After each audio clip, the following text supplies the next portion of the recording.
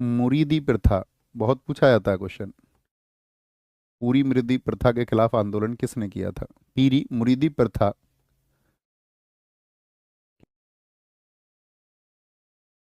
ठीक है, क्या बोलेंगे? A movement against. पीर समझते हैं आप लोग? पीर, पीर सुना होगा, आप कहेंगे हाँ जी सुना है ना। संत महात्मा पीर, आप कहेंगे जी भैया हमने सुने। एक तो होते हैं पीर, ओके, और पीर के ही कौन हो जाते हैं? आप कहोगे भैया पीर के हो जाते हैं आपका मुरीद।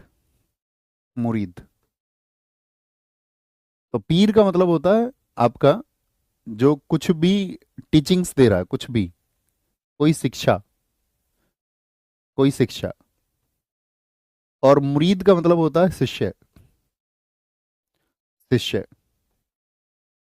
ठीक है, पैन कुछ भी लगा लो, जो क्या कर रहा है, उस सीख को प्राप्त कर रहा है।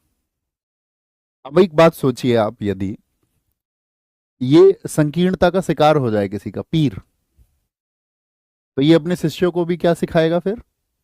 संकीर्णता, नैरोनेस सिखाएगा कि नहीं सिखाएगा?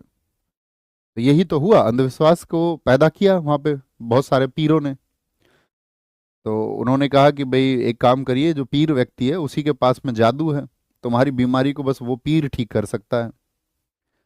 अब जो लोग थे जिनको पता नहीं है मेडिकल साइंस का, या आपका जो भरोसा नहीं करते मेडिकल साइंस पे भी, किसी भी स्थिति को मान लीजिए आप, तो वो क्या बोलेंगे, हाँ यही ठीक है। अच्छा तुम्हारे बच्चा पैदा नहीं हो रहा है, ये लो, ठीक है, ये ताबीज ले जाओ तुम, इस ताबीज से तुम्हारे बच्चा पैदा हो जाएगा।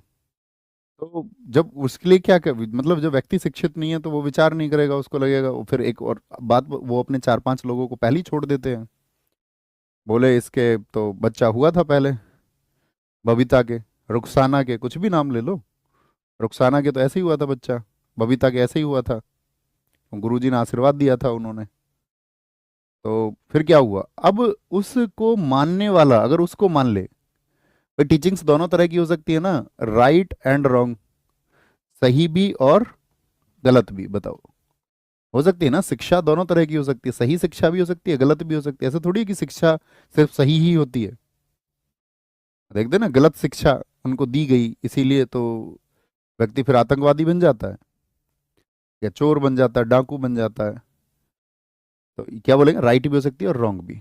अब ये शिष्यों के ऊपर है कि भाई ये जो शिष्य है इसको फॉलो कर रहे हैं, इनको दो चीजें हुई कि भाई कोई भी मुसीबत है तो उस मुसीबत का जो छुटकारा है वो क्या है? कोई भी जो मुसीबत है दुनिया में, मैंने बताया था आपको, जब दयानंद सरस्वती जी के सिद्धांत को मैंने बताया तो उन्होंने क्या कहा, आपको किस पर विश्वास करना चाहिए अपने जीवन में, आप किस एक चीज पर विश्वास करोगे? तो आप करोगे अपने कैलिबर पर, अपने पुरुषार्थ पर। किस पर विश्वास करना है? तो उन्होंने कहा पुरुषार्थ के सहारे आप जीवन जिएंगे। बाकी जैसे किसी ने भाई मन्नत मांग ली, ठीक है, चादर चढ़ा दी, तो चादर चढ़ाना एक श्रद्धा का प्रतीक है। लेकिन मान के चलो आप चादर इस बात के लिए चढ़ा रहे हैं कि मेरे बच्चे पैदा हो जाएं, बच्चे नहीं हो रहे हैं, चादर चढ़ाने से बच्चे हो जाएंगे। तो जब आप श्रद्धा से परे पहुंच जाएंगे और आप सोचेंगे आपके काम की और आपके लक्ष्यों की पूर्ति सिर्फ और सिर्फ मन्नत और श्रद्धा से हो जाए, तो ये गलत वे हो गया ना, हो गया। अब जो लोग थे उनको समझाना चाहिए था कि ये सिर्फ श्रद्धा का प्रतीक है ना। आप अपने मन में किसी को जो भाव रखते हैं, श्रद्धा रखते हैं किन्हीं के लिए, तो वो आपके लिए पूजनीय है, आपका भाव है। लेकिन आप वहां ही सोचे नहीं मेरे लक्ष्य की पूर्ति भी ऐसे ही होगी, तो वो फिर गड़बड़ हो जाती है। तो मुरीद हो जाना, तो ये प्रथा चली हमारे देश में, खूब चली, खूब। तो अब उन्होंने ये कह दिया, मान के चलो बहुत सारे लोग थे, इन्हीं पीरों ने फिर क्या किया, इन पीरों ने कहा कि जो अलग धर्म का व्यक्ति है, मान के चलो कोई व्यक्ति हिंदू है, तो तुमको हिंदुओं से दूर रहना है। या मान के चलो कुछ तरह के कुछ बाबा लोग हैं जो ये कह दे कि भैया तुमको मुस्लिमों से दूर रहना है, ठीक है। तो इन सब लोगों से ये प्रयास कराए गए। तो जब ये कह रहे हैं कि हिंदुओं से दूर रहना और ये कह रहे हैं कि मुसलमानों से दूर होना है, तो वो क्या कर रहे हैं उस समय पे, अपने जो मुरीद हैं, अपने जो शिष्य हैं, उनको उपदेश ये दे रहे हैं कि तुम क्या कर लो, दूसरे से दूरी बना लो, एक बीच में खाई पैदा कर लो। तो इन लोगों ने खाई पैदा करने के लिए काम किया। अब उसको देखा है अहमद खान ने वहां पर कि यार ये प्रिय मुरीदी प्रथा जो है लोगों को एक तो अंधविश्वास की तरफ ले जा रही है। जागृत नहीं कर रहे हैं लोगों को। और एक क्या है, दोनों धर्मों के बीच में खाई पैदा कर रहे हैं, ठीक है, जिसमें पीर प्रमुख थे। वो इस काम को बड़े जोरों शोरों से कर रहे थे कि भाई आपको बड़ा संगठित होना पड़ेगा, इस धर्म से दूर होना पड़ेगा, तभी हम एक दूसरे को संगठित करके आगे बढ़ पाएंगे। तो अब कोई व्यक्ति जब पूछ लेता था तो पीरों ने एक बात और की, पीर संत महात्माओं ने एक बात और की कि तुम यदि प्रश्न पूछ लोगे, अगर तुम क्वेश्चन कर लोगे तो वो पाप है। अगर आप कोई प्रश्न पूछ लोगे तो वो क्या है, वो पाप है, किसी भी एक चीज के खिलाफ। ईश्वर के एग्जिस्टेंस पे तुम सवाल पूछ लोगे, तुमने पाप कर दिया, है ना। हम जो बता रहे हैं कि मान के चलो तुम पूछ लो आपका गुरुजी ताबीज से बच्चा कैसे पैदा हो जाएगा, बोले अच्छा ईश्वर की जो मान्यताएं हैं उनके ऊपर सवाल उठा रहे हो। तो आपकी जो क्रिटिकल थिंकिंग है, क्रिटिकल थिंकिंग एक बड़ा अच्छा वर्ड है, क्या बोलोगे, क्रिटिकल थिंकिंग। क्रिटिकल थिंकिंग समझते हैं कितने लोग, थम्स अप करें।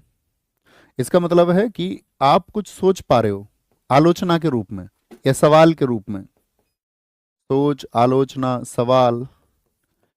तो आपकी क्रिटिकल थिंकिंग को क्या कर दिया गया, रोक दिया गया।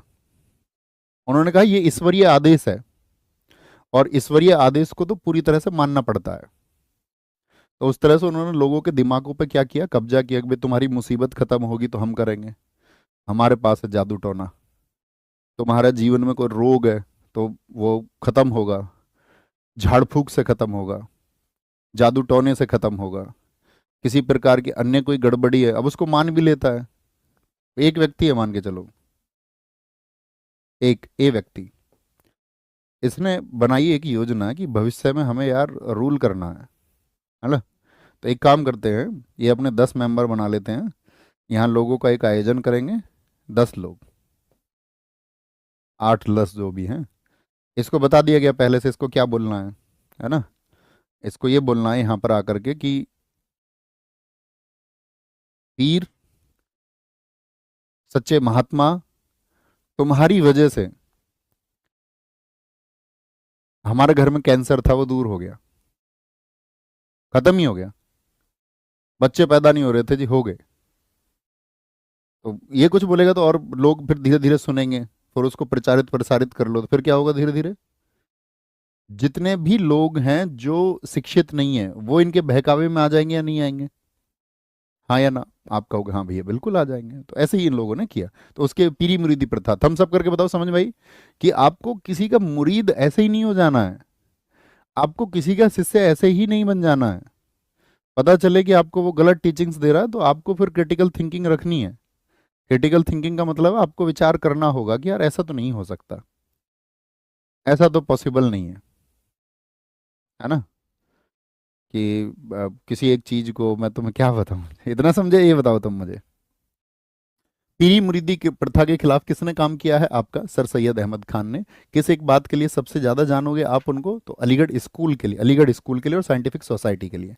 फिर एक संगठन बना आपका देवबंद आंदोलन, देवबंद आंदोलन। ये आंदोलन एकदम विपरीत चला किसके, सैयद अहमद खान की विचारधारा के। देवबंद आंदोलन, देवबंद आंदोलन, देवबंद मूवमेंट कहां पर स्थित है, देवबंद बताओ। देवबंद किस एक जगह पर स्थित है, अक्सर आप सुनते होंगे कि उस एक व्यक्ति के नाम देवबंद से फतवा जारी हो गया। फतवा वर्ड सुना है, फतवा, ये सुनते होंगे अक्सर। सलमान खान एक बार एक मंदिर में चले गए, फतवा जारी हो गया, है ना, सुना है। अच्छा, बताइए सैटनिक वर्सेज के लेखक कौन है, सैटनिक वर्सेज पुस्तक किसने लिखी है। दूसरा क्वेश्चन मेरा आपसे रहेगा, लज्जा पुस्तक को किसने लिखा है। तो क्या आंसर होंगे भैया, लज्जा पुस्तक की लेखिका है तस्लीमा नसरीन, उनके खिलाफ फतवा जारी हो गया था, है ना। सलमान रश्दी की पुस्तक है सैटनिक वर्सेज, उनके नाम फतवा जारी हो गया। बहुत बार आप देखते होंगे इनके नाम फतवा जारी हो गया, मोदी के नाम फतवा जारी हो गया। कभी लगेगा किसी एक व्यक्ति के नाम, मुसलमान के नाम भी, हिंदू के नाम भी, कि ये व्यक्ति जो है इस्लाम के खिलाफ कुछ कर रहा है, या इस्लाम के खिलाफ किसी ने जो है कड़े शब्द बोल दिए, तो उस व्यक्ति के नाम फतवा जारी हो जाता है। फतवा का क्या मतलब होता है आप बताओ। सौरभ शुक्ला जी ने एकदम ठीक आंसर दिया है कि देवबंद मूवमेंट जो है आपका देवबंद सहारनपुर उत्तर प्रदेश में स्थित है। बहुत बढ़िया।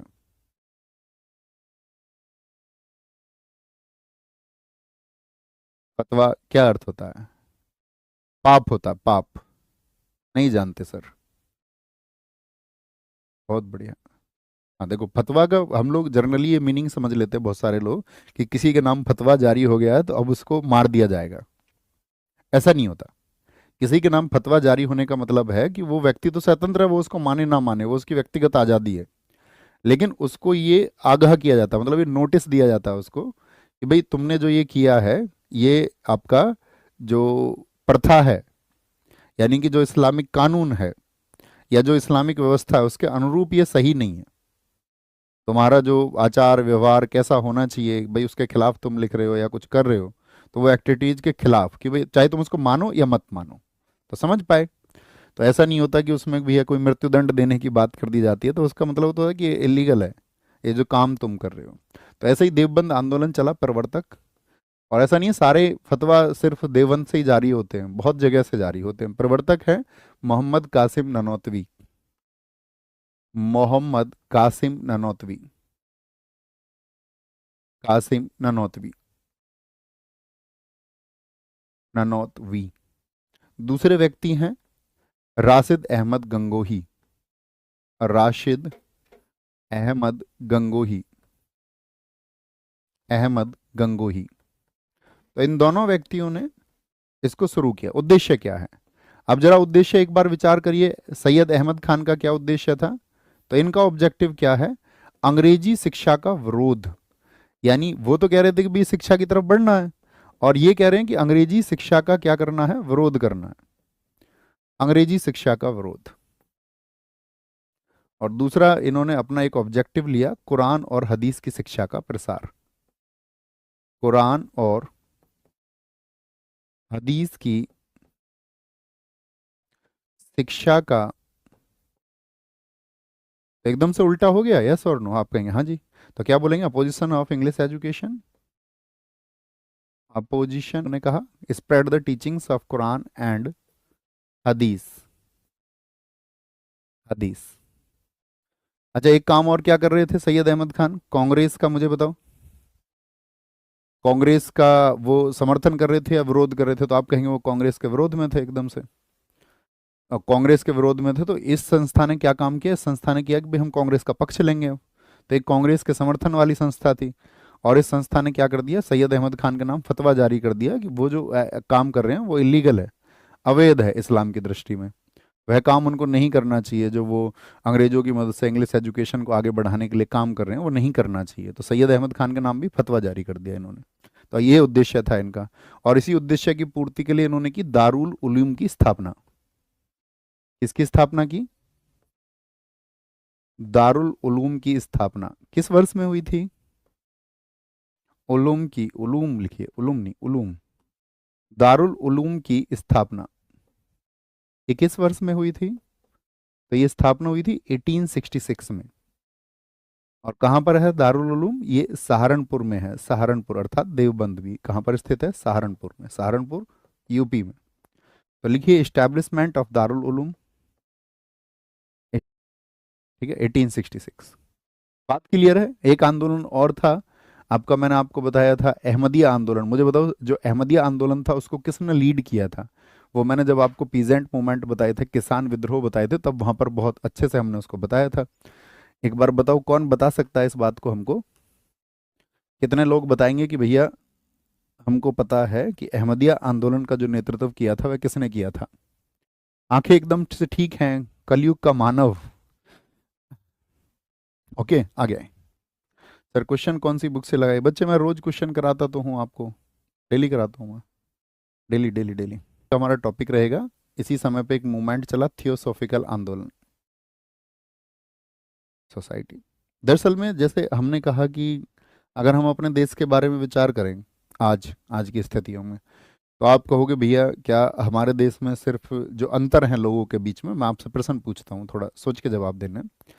हमारे यहाँ पर लोगों के बीच में जो डिस्क्रिमिनेशन होता है, जो भेदभाव होता है, वो किन किन आधार पर होता है हमारे देश में?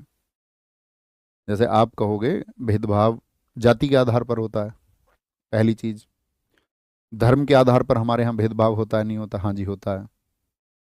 और तीसरी चीज आप विचार करके आपको बता